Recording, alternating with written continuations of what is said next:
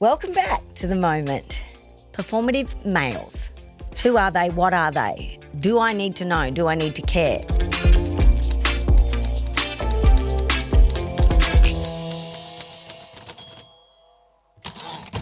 Have you heard that term, performative males?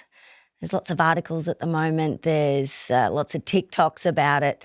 But what exactly is a performative male? How do we spot one in the wild and what's their intention? We need to know. I'm not out there dating, so, I don't really understand. So I thought I'd consult someone who knows best. I've got Jemma Sbeg joining me, and Gemma's got a podcast that helps people of her generation in their 20s navigate that often chaotic period of life. And it's called The Psychology of Your 20s, and Gemma's going to tell us all about the performative male.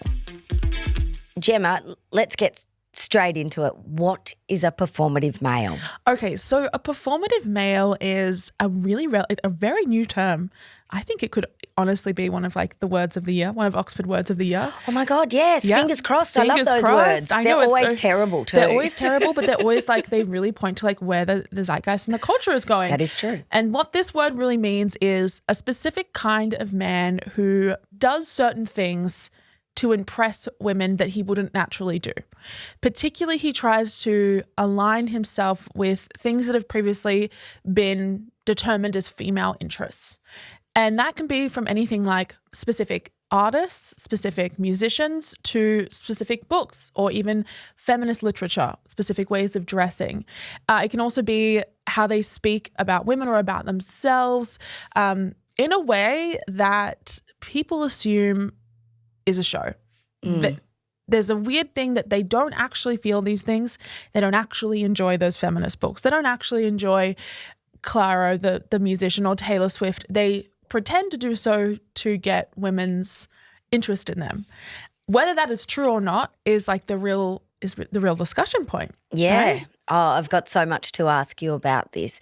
You're in your 20s. I am. And you help people in their 20s with issues that they're facing from a psychologist or a psychological perspective.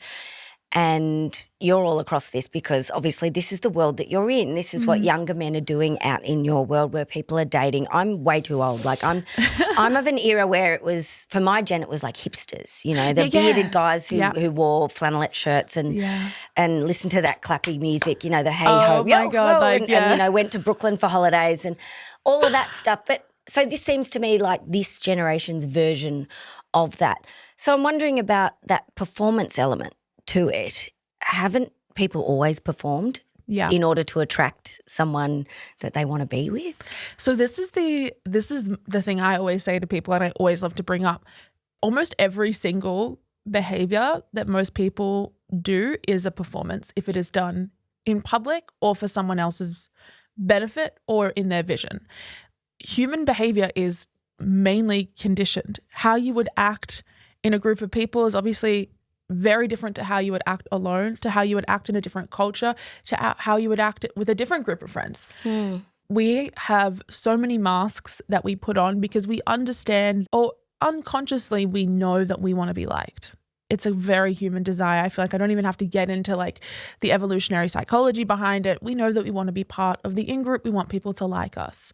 Or we want to make a statement, right? There are people who deliberately act different to what the social norm is, but that also has an intention. And this is just another version of it. I don't know. I don't really know why it's gotten so much of the attention that it's gotten.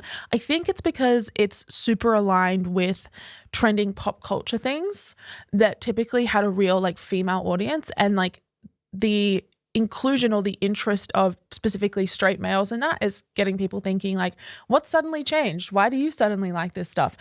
It must be a performance. And I think sometimes that just doesn't include the fact that maybe we're doing well as a society in reducing how things are gendered.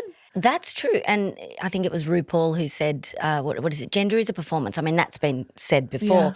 But RuPaul said, gender is a performance. Everything in between is drag. Oh, I love that. Yeah. So that's actually implying what you said is we perform in all areas of our life. We're performing now. We're performing our professional selves. Yeah. Later, when we have a drink at the bar, we'll be not professional at all, totally different person. Is it a bad thing then that if they're actually reading things like bell hooks and listening to Patti Smith and Oh my God. all of those kind of things that I think, specifically appealed to younger women. Yeah. Is that a bad thing?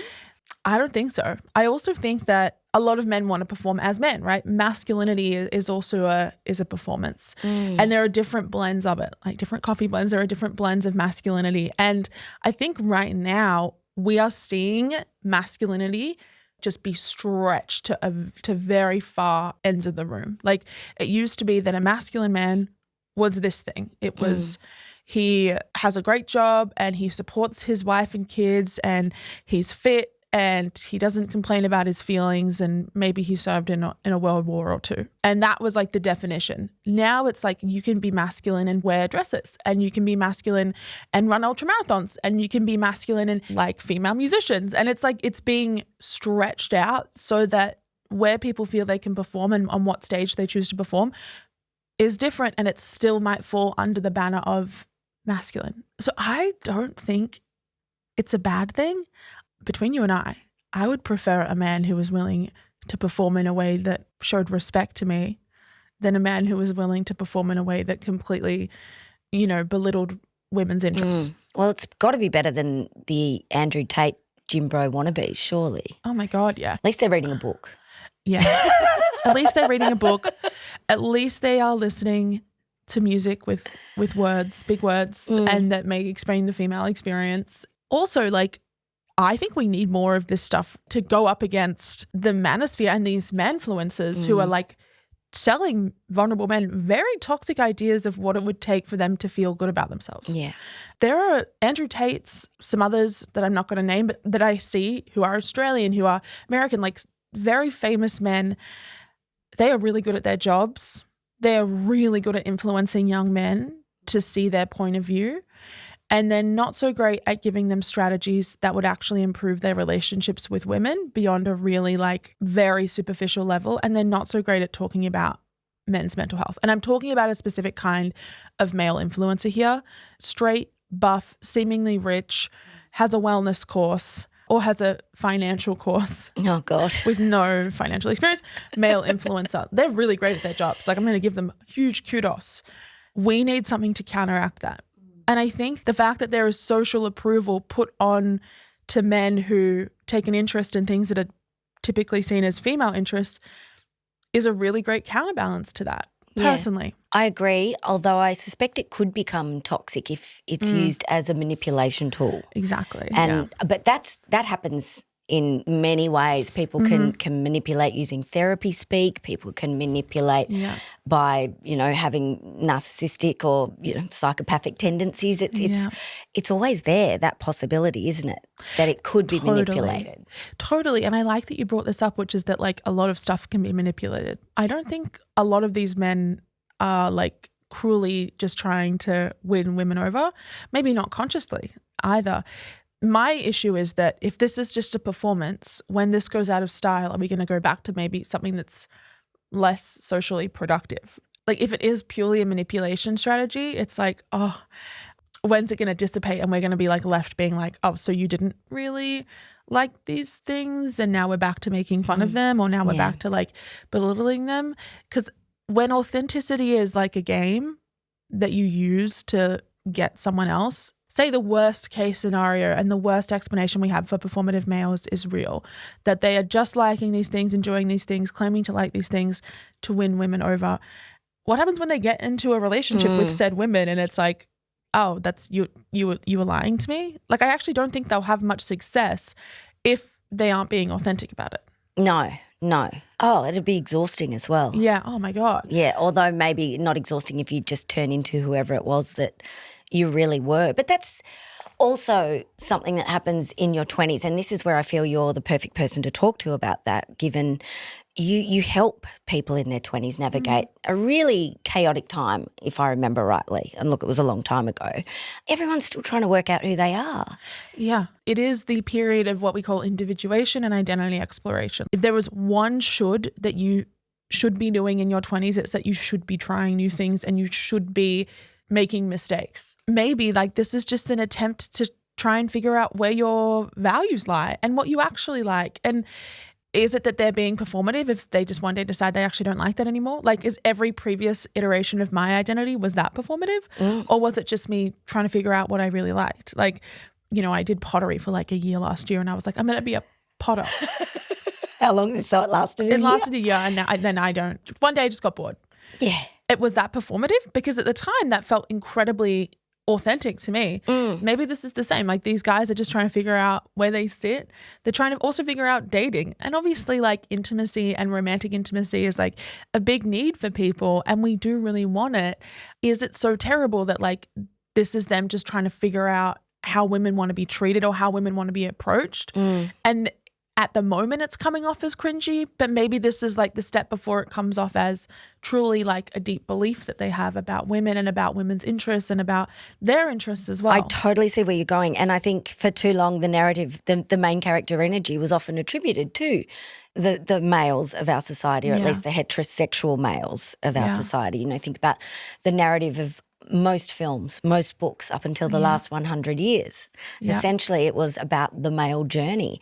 And I like that this is flipping towards them having to understand or at least reference the women's experience. It's important that that should flip, and I think it is the time for it to flip. Whether or not it's sincere, you know, that's not really for us to judge, is it? I know. So that's the other thing. I feel like even if they pick up some stuff through osmosis and through just like, I always think of this saying of like, fake it till you make it. Totally. And I'm like, and eventually you'll feel it. Yeah. Is this just a version of this where it's like, it's kind of like, oh, we dangle this thing of like, hey, if you pretend that you like La Boo-Boos, and if you pretend that you like bell hooks or you like Simone de Beauvoir, like maybe you'll get laid. And then they actually start liking it, and then they actually start like taking on. It's like, yes, like this was the plan all along. Also, worst case scenario, like it is just like a flash in the pan. It is just like it is a performance that becomes old school. At least like female musicians are getting some cash. Exactly. At least some female authors are getting on that Amazon bestseller list. Exactly. With their 10% royalties. That's right. That sounds great to me. And masculinity, though, as it stands, is not working out that well for younger men. No. The structures that have been set up for men to have to perform to, in terms of, you know, they feel like they have to achieve things that are. And the body dysmorphia, like all of that. Oh my God. It's turning on its head. Yeah, it really is. And I was actually talking to my boyfriend about this the other night. He is just a very authentic man, and I love him for that. And he was playing video games with his friends, and I was like, can I ask the boys something? And he was like, oh yeah, go for it. I was like, what does it feel like to be a man right now? Like, are you guys lonely? What's like the hardest thing that you guys are facing? And one of his friends was like, I just feel like I just realized that this is hurting me so much that I've been asked to implicitly be this kind of guy that I'm never going to be. Like, I'm never going to be like a muscly buff guy. It's not in my DNA. He's also like, I'm gay. Like, I don't want a wife. Like, because I'm not interested. Yeah. Like, and he was like, and it just makes everyone who doesn't fit a specific stereotype feel very small.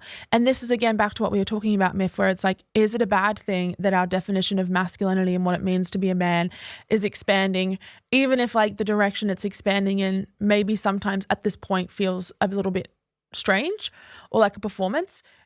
Anytime we challenge a norm, it's always going to feel a little bit weird to begin with. It's always going to feel a little bit uncomfortable. Is this just the natural and the best way that we can like make men feel like there's more for them than the single pigeonhole definition of masculinity and manhood? And they can do it in an ironic, detached sense too. Yeah. Like they're having competitions to find the most performative love male. that. And I think that's really cute. It is taking the piss. But I like that. I'm like, men being able to make fun of themselves. Yes. I love when it I love that. I love when anyone can make fun of themselves. Oh, it's like so you don't need good. to take yourself so seriously, and then you won't feel like every single criticism towards you or every single misunderstanding is suddenly this like big ego death or this big like ego injury that like you have to lash out at. I like it. Yeah. And I just want to tell all men, because I think they don't really understand it, when we see the benefits of dismantling the patriarchy, we're not attacking men. We're attacking systems and structures that have been in place that they benefit from, yes, but they also suffer. From. I know. Yeah, I feel like we need to really reiterate that when we talk about these things. And some of my friends are like, God, it's so frustrating that we have to make them realize that it benefits them for them to give a shit. But a part of me is also like, yeah, but isn't that the only way? Like, isn't it like if you want someone to vote for you, you have to convince them that they should, that you're going to do something for them. If you want someone to accept a job, you have to convince them that it's going to be the right job for them. If you want, like, anything is a game of like convincing and evidence and making people feel like this is something that's personally relevant to them. It's how you make anybody care about anything. It's still, at the end of the day, might make everyone's life a little bit better. And I also have this thing where I've been, again, it's been on my mind. It's always on my mind. I know. Yeah, it's exhausting. But I'm still trying to work out who I am in the midst of all of this. Yeah. And, I'm decades after you. Yeah, I just think that men, some of the modern men who are really trying hard to like be good feminists and to be good men, I feel like they're stuck between a rock and a hard place sometimes, where it's like a lot of the like traditional men are like, you're not manly enough. And then maybe we've got this other side of people that are being like, you're just lying. This is just a performance. And it's like, oh, but I am really trying. And I appreciate the effort. I'm like, that is a lot for me personally, to see that even if you're not totally getting it right all the time, you're still like understanding that this is a structural issue rather than like a men versus woman issue, and you're willing to like learn. And I think that's like, everyone could benefit from having that, like, cool, I'm just going to explore and try, rather than just saying, cool, this is what a man's meant to be. I'm going to be that till the day I die. And that will get you nowhere. Being rigid in the idea of who you are and what you believe in will mean you will be stuck and stunted. It's not a healthy way to live, is it? Oh, I don't think so. Well, yeah, especially as we move forward into the future, I think flexibility, not just of an ability to move freely into different jobs and things, I think flexibility of your mind and flexibility of your understanding of the world and less black and white, less rigidity is going to help you moving forward. I've been trying really just hard use with moving that. forward as well, just ban me Moving forward. Yeah. Why? In it, because when people say, well, what are we doing now? Moving forward. I just did that. What? Let's move forward. It's like, where else are we meant to move? I know. This week on The Moment, we are partnered with LifeChanger. Now, LifeChanger is an incredible organisation that works in the mental health space, in particular with young people, but also works with teachers and parents. And Scott Waters joins me now to tell us all about LifeChanger. Morning, Myf. How are you? I'm good. What got you into this mental health space for kids? It's always a tough question to answer because there's multiple sort of moments over the journey. I guess I often answer that question by saying, why not? Selfishly, I love seeing a young person thrive. There's a moment in classrooms where, we get a great comment from a young person, which can be along the lines of, I really needed this program today, or I needed this workshop. Suicide is the biggest killer of youth. One kid in every classroom will attempt suicide, and two to three are actually contemplating it.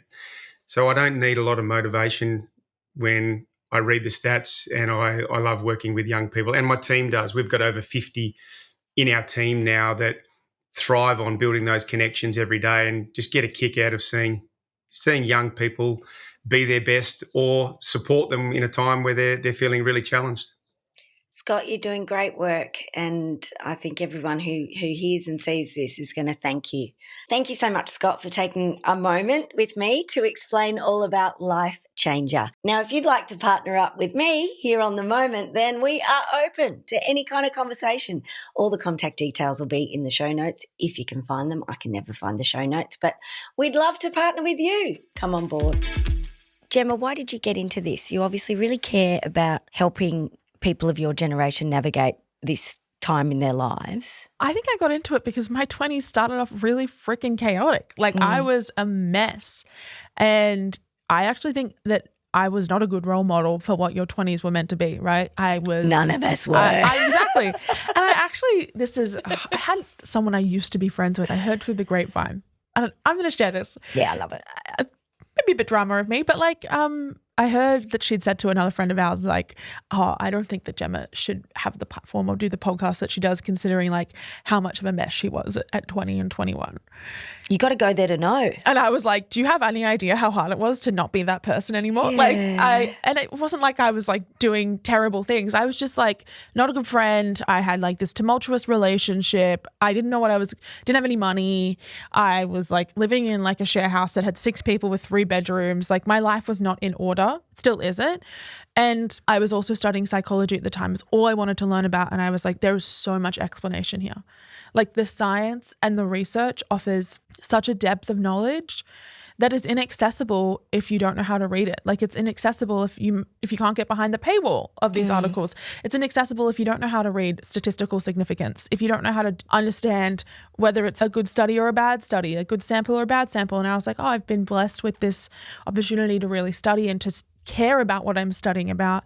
Maybe I'll just take that, apply it to my own life, started talking to my friends about it. And my friends were like, you should make a podcast. I'd also just been through a breakup with someone and I was like, I need a project.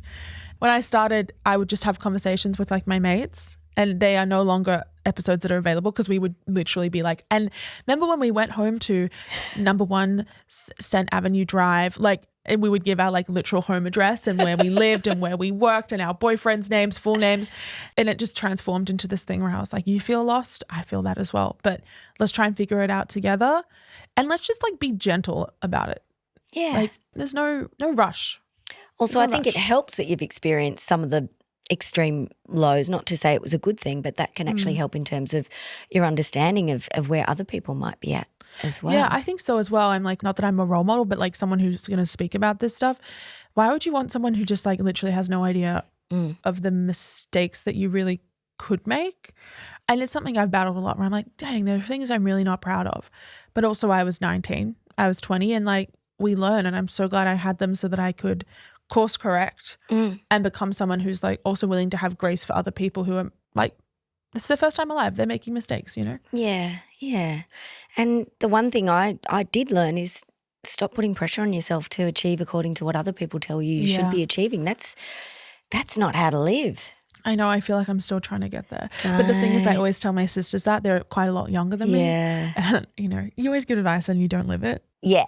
Yeah, I'm we love the worst that. I'm at that. giving it now. But I feel like I have lived this and I didn't have access to knowledge like you're sharing with others. And I spent 20 years trying to understand why I felt like I didn't fit because, you know, I didn't do the things that other people were doing. Like I didn't get married. I didn't have kids. I didn't live that picket fence life. And for my generation, that was sort of frowned upon. Not by my friends didn't care, but the broader population. And so I worried for such a long time that I wasn't fitting in and that I hadn't lived the way I was supposed to. And now I see it as something that's been my greatest benefit, not living that way, because I actually have had a full life, an exciting life and a fun life, you know. Not to say that the other wouldn't be. But you don't know. That's the thing. But you don't know. But you don't have to. You don't have to subscribe to these norms that have been set up for us. They're simply structures that are put together to kind of keep us in line. Yeah, really. exactly. Someone benefits from them a lot. You've got to think about like, who benefits from me going against my deep desire to not do that thing, if that is the desire that you had. Yeah. Like I always think that. I'm like, when I feel like I have this real sense of like, you should be doing that, I'm like, who's benefiting from that should? I love that. It's Who's not me. benefiting from that should. And you know what? Your generation is probably the first generation who really gets to choose with hopefully without that pressure as much as perhaps my generation And had. then the next generation is like, you can choose between bushfire or hurricane zone. Yeah, that's true. It's like, that's true. Well, let's not get too existential. This is my tendency.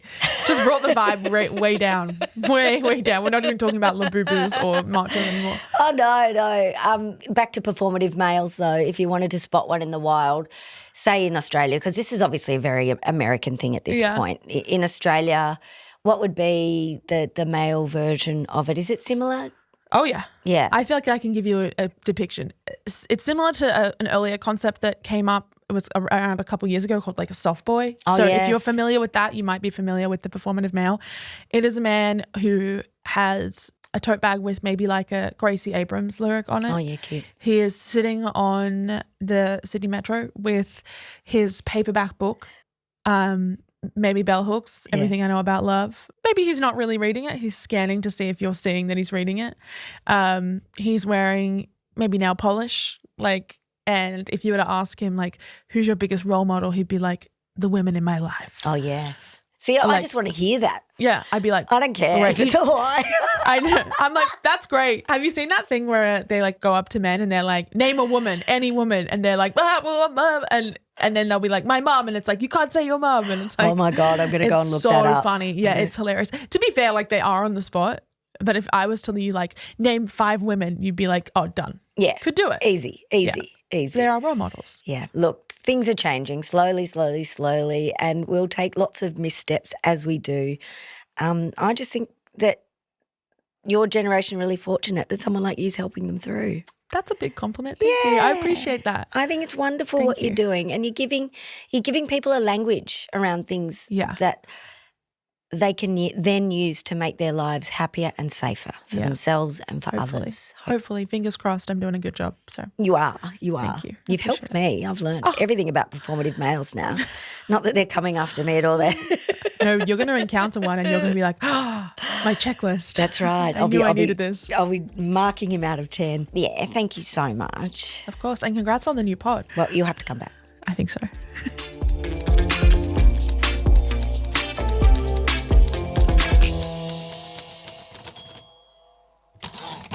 This is an MIK made production, recorded on Gadigal land. Always was and always will be Aboriginal land.